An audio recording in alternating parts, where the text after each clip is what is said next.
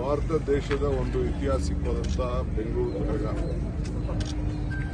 ಆ ಕರಗದಲ್ಲಿ ನಾನೊಬ್ಬ district minister ಆಗಿ ನಮ್ಮಲ್ಲಿ ನಡೆಯುವಂಥ ಅಷ್ಟು ದೊಡ್ಡ ಧಾರ್ಮಿಕವಾದಂಥ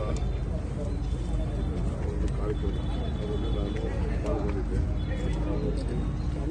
ಜೊತೆಗೆ ದ್ರೌಪದಿ ಧರ್ಮರಾಯ ಇವರು ಕೂಡ ಆರಾಧನೆ ಮಾಡ್ತಾರೆ.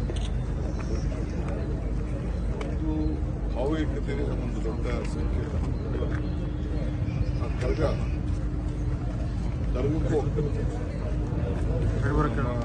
ಅಲ್ಲಲ್ಲಿ ಇರಬೇಕು. ಯಾರೊಬ್ಬರು ಬಂದು ಸರ್ಕಾರನ ಟೀಕೆ ಮಾಡೋದು ಅದೆಲ್ಲ ಬೇರೆ ವಿಚಾರ. ಟೀಕೆ ಅವಶ್ಯಕತೆ ಇಲ್ಲ. ಧರ್ಮದಲ್ಲಿ ದೇವಸ್ಥಾನಗಳಲ್ಲಿ ರಾಜಕೀಯ ಮಾಡೋದು ನೀಚತನ. ಅದನ್ನು ಮಾಡಬಾರ್ದು. ಸರ್ಕಾರದಿಂದ ಏನು ಹಣ ಕೊಡಬೇಕು ನಾವು ಬಿಡುಗಡೆ ಮಾಡಿದ್ರೆ ಅದಕ್ಕೊಂದು ಪ್ರೊಸೀಜರ್ ಇದೆ.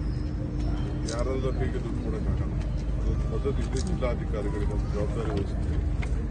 ಅವರು ಅದನ್ನು ಯಾರಿಗೆ ಕೊಡಬೇಕು ಅದನ್ನು ಕೊಡ್ತಾರೆ. ಬಜೆಟಲ್ಲೇ ನಾವು ಕೊಡ್ತೀವಿ. ಸೊ ಯಾರು ಆತಂಕ ಪಡೋದು ಬೇಕಾಗಿಲ್ಲ. ಈ ಆಚರಣೆಯೆಲ್ಲ ನಮ್ಮ ಅಧಿಕಾರಿಗಳು, ಪೊಲೀಸ್ ಅಧಿಕಾರಿಗಳು, DC, AC ಎಲ್ಲ ನಿಂತ್ಕೊಂಡೆಲ್ಲ ಚೆನ್ನಾಗಿ ಮಾಡಿದ್ದಾರೆ. ಪಾಪ ಅವರು ಕೂಡ ರಾಮಲಿಂಗಾರೆಡ್ಡಿ ಅವರು ಧಾರ್ಮಿಕ ಮಂತ್ರಿ ಕೂಡ ಕೂತ್ಕೊಂಡು ಕೆಲವು ಅವರು ಇಂಟರ್ನಲ್ ಇಶ್ಯೂಸ್ನೆಲ್ಲ ಸೆಟಲ್ಮೆಂಟ್ ಮಾಡಿಸ್ಕೊಂಡು ಅದರಿಂದ ಭಾಳ ಚೆನ್ನಾಗಿ ನಡೀತು. ಇದಕ್ಕೆ ಸಹಕಾರ ಕೊಟ್ಟಂತ ಎಲ್ಲ ಅಧಿಕಾರಿಗಳಿಗೆ ಮತ್ತು ದೇವಸ್ಥಾನದ ಸಮಿತಿಯು ಕೂಡ ನಾನು ಅಭಿನಂದಿಸ್ತೇನೆ. ಅವರು ಚೆನ್ನಾಗಿ ಪದ್ಧತಿಯನ್ನು ಬಿಡದೆ ಉಳಿಸ್ಕೊಂಡು ನಮ್ಮ ಬೆಂಗಳೂರು ಗೌರವನ ಕಾಪಾಡಿದ್ದಾರೆ. ಭಾಳ ಚೆನ್ನಾಗಿ ನಡೆದಿದೆ. ಬೆಳಗ್ಗೆ 3:30 ನಾನು ಸ್ಪಾಟಲ್ಲೇ ಇದೆ. ಯಾವ ಸಮಸ್ಯೆಯಲ್ಲಿ ಕೂಡ ಭಾಳ ಚೆನ್ನಾಗಾಗಿದೆ.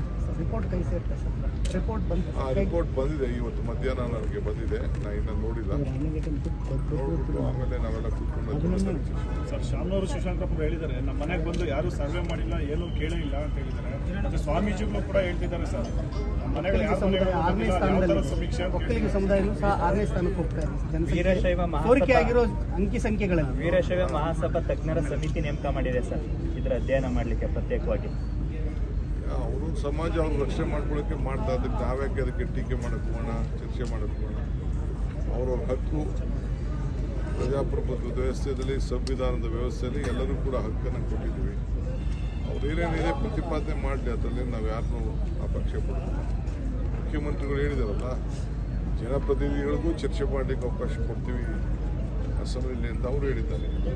ಇನ್ನು ಅದಕ್ಕಿಂತ ಮುಕ್ತವಾಗಿ ಇನ್ನೇನು ಮಾತನಾಡ್ತಾರೆ. ಚುನಾವಣೆ ಸಂದರ್ಭದಲ್ಲಿ ನನಗೆ ಅಧಿಕಾರ ಕೊಡಿ, ಪೆನ್ನು ಪೇಪರ್ ಕೊಡಿ ಅದು ಬೇರೆ ವಿಚಾರ. ಮೀಸಲಾತಿ ಹೆಚ್ಚಳಕ್ಕೆ ಒಂದು ಶಿಫಾರಸು ಮಾಡಿದ್ದಾರೆ. ಮೀಸಲಾತಿ ಹೆಚ್ಚಳ ಎಷ್ಟು ಜನಕ್ಕೆ ನಾನು ಮಾತಾಡಲಿ? ನಿಮ್ಗೆ ಒಬ್ಬ ಮಾತಾಡಲ್ಲ, ಅವ್ರು ಮಾತಾಡಲ್ಲ. ಅವ್ರೊಂದು ಪ್ರಶ್ನೆ, ಇವರೊಂದು ಪ್ರಶ್ನೆ. ನನಗಿರೋದು ಒಂದು ಬಾಯಿ. ಹೇಳಿ ಏನಿದ್ದೇನಪ್ಪ? ಚುನಾವಣಾ ಪೂರ್ವದಲ್ಲಿ ಹೇಳಿದ ಸಮುದಾಯ ನಿಮಗೆ ಬೆಂಬಲಿಸಿತ್ತು.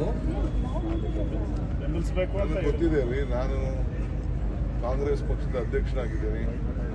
ಎಲ್ಲರಿಗೂ ನ್ಯಾಯ ಕೊಡಿಸ್ಬೇಕಾದ್ದು ನಮ್ಮ ಡ್ಯೂಟಿ. ನನ್ನ ಧ್ವನಿ, ನನ್ನ ದೇಹ, ನನ್ನ ಉದ್ದೇಶ, ನನ್ನ ಪದ್ಧತಿ, ನನ್ನ ಸಂಕಲ್ಪ ಎಲ್ಲ ಕೂಡ ಇದೆ. ಒಕ್ಕಲಿಗರ ಸಂಖ್ಯೆ 61 ಲಕ್ಷ ತೋರಿಸ್ತಾ ಇದ್ದಾರೆ ಸರ್. 6ನೇ ಸ್ಥಾನದಲ್ಲಿ ಒಕ್ಕಲಿಗರ ಸ್ಥಾನ ಅಂಕಿ ಸಂಖ್ಯೆ. ನಾನೊಬ್ಬ ಕಾಂಗ್ರೆಸ್ ಅಧ್ಯಕ್ಷ ಅಂತ ಹೇಳ್ತಾ ಇದ್ದೀನಿ ಅಷ್ಟೇ. ವರದಿಯಲ್ಲಿ ಶಿಫಾರಸು ಮಾಡಿದ್ದಾರೆ ಸರ್ ಮೀಸಲಾತಿ ಹೆಚ್ಚಳಕ್ಕೆ. ನನಗೆ ಅದೆಲ್ಲ ಗೊತ್ತಿಲ್ಲ, ಅದನ್ನ ನಾನು ನೋಡಿಲ್ಲ.